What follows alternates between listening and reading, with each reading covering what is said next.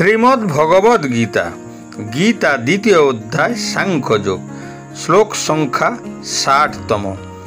এর সম্পূর্ণ ব্যাখ্যা। যতো তহপি কৌন্তেয় পুরুষস্য বিপতিশ্চ ইন্দ্রিয়াণি প্রমাথিনী হরন্তি প্রসুভং মনঃ। হে কুন্তি পুত্র, ইন্দ্রিয়গুলি এতটাই শক্তিশালী এবং অস্থির যে একজন বিবেকশীল ও আত্মনিয়ন্ত্রণ অভ্যাসকারী ব্যক্তির মনকে বিবশ করে দিতে পারে। মানুষের ইন্দ্রিয়গুলি অনিয়ন্ত্রিত বন্য ঘোড়ার মতো, যার লাগাম সদ্য পরানো হয়েছে। ঘোড়াগুলি অধৈর্য এবং চেতনাহীন, তাই তাদের শাসন করে আয়ত্তে আনা অত্যন্ত কঠিন, যা স্বয়ং যোগীকেই নিজের মধ্যেই এই কঠিন মোকাবেলা করতে হয়। যারা আধ্যাত্মিক বিকাশের আকাঙ্ক্ষা করে তাদের উচিত এই কামুক ইন্দ্রিয়কে মনের জোরে বলপূর্বক লাগাম কষা, যা লালসা এবং বাসনার রঙে রঞ্জিত, এবং এরা এতটাই শক্তিশালী যে তারা মহান আধ্যাত্মিক যোগীকেও আধ্যাত্মিক পথ থেকে ফিরিয়ে আনতে সক্ষম হয়। শ্রীমদ্ ভাগবতমে বর্ণিত একটি কাহিনী রয়েছে, যাতে এই বক্তব্যের উপরুক্ত দৃষ্টান্ত রয়েছে। প্রাচীনকালে সৌভরী নামে এক মহান তপস্বী ছিলেন, যার উল্লেখ ঋগ্বেদেও পাওয়া যায়। এতে প্রদত্ত কিছু মন্ত্রকে সৌভরী সূত্র বলা হয়। সৌভরী সংহিতা নামে একটি গ্রন্থও আছে, তাই সৌভরী কোনো সাধারণ ঋষি ছিলেন না। সৌভরীর শরীরের উপর এতটাই নিয়ন্ত্রণ ছিল যে তিনি যমুনা নদীর মাঝখানে ডুব দিয়ে জলের নিচে তপস্যা করতেন। একদিন তিনি দুটি মাছকে যৌন মিলন করতে দেখেন। এই দৃশ্য তার মন ও ইন্দ্রিয়কে বিমোহিত করে এবং তার মধ্যে যৌন মিলনের ইচ্ছা প্রকট হয়। তিনি তপস্যার মাঝপথে তপস্যা ত্যাগ করে নদী থেকে বেরিয়ে নিজের যৌন কামনা তৃপ্তির কথা ভাবতে লাগলেন। সেই সময় অযোধ্যার মান্ধাতা নামে এক রাজা ছিলেন, যিনি অত্যন্ত সফল ও দয়ালু শাসক ছিলেন। তার 50টি কন্যা ছিল, যারা একে অপরের চেয়ে খুবই সুন্দরী ছিলেন। সৌভরী রাজার কাছে গিয়ে 50টি রাজকন্যার মধ্যে একজনকে তার হাতে তুলে দিতে বললেন।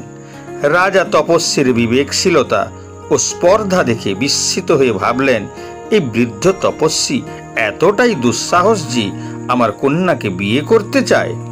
রাজা তপস্বী সৌভরীর তপবল সম্বন্ধে পরিচিত হয়ে ভয় পেলেন।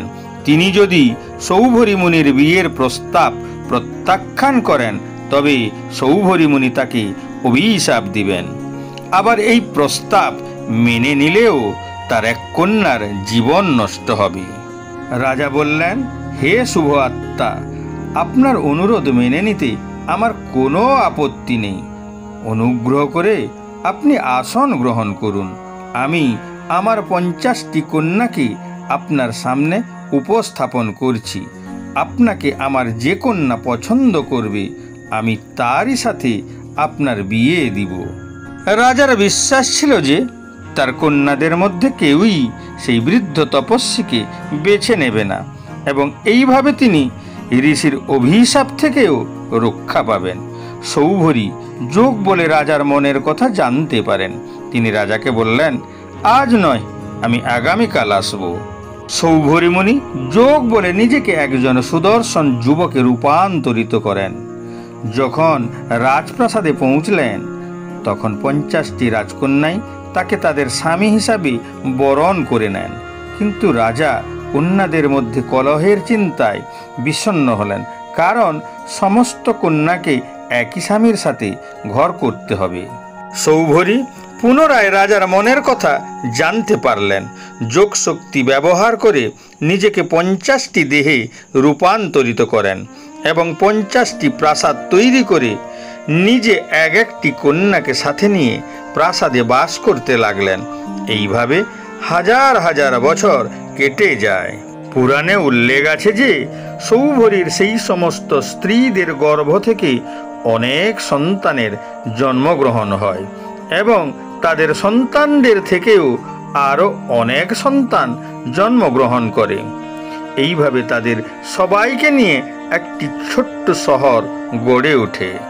একদিন সৌভরীর মনে বিচার আসে এবং মনে মনে চিন্তা করেন, দুঃখের সাথে বলতে লাগলেন, অহো ইমং পশ্যত মে বিনাশাং, অর্থাৎ হে মানব জাতি, তোমরা যারা পার্থিব বস্তু থেকে সুখ পেতে চাও, দেখো আমার অধঃপতন।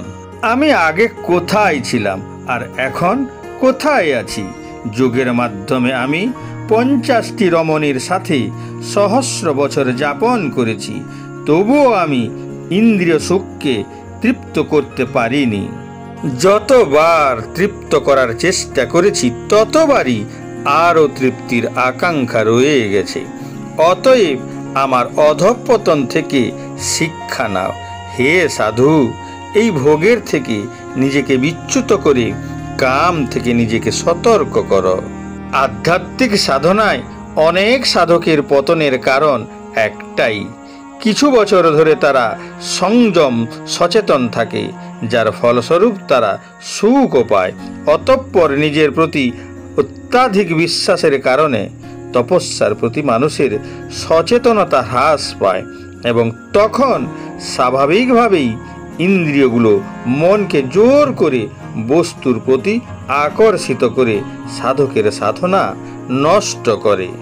যদি আমরা নিজেরাই নিজেদের মনকে প্রশ্ন করি, আমরা কি আমাদের ইন্দ্রিয়কে নিয়ন্ত্রণ করতে সক্ষম আছি? আমাদের আকাঙ্ক্ষা কি আমাদের আধ্যাত্মিক পথে বাধা হয়ে দাঁড়ায় না? আমরা কি পার্থিব ভোগের অস্থায়িত্বতা বুঝতে পেরেছি?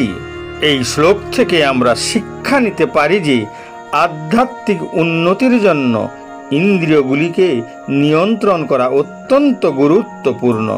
আমাদের সর্বদা সতর্ক থাকা উচিত এবং আমাদের লক্ষ্য থেকে বিচ্যুত হওয়া উচিত নয়।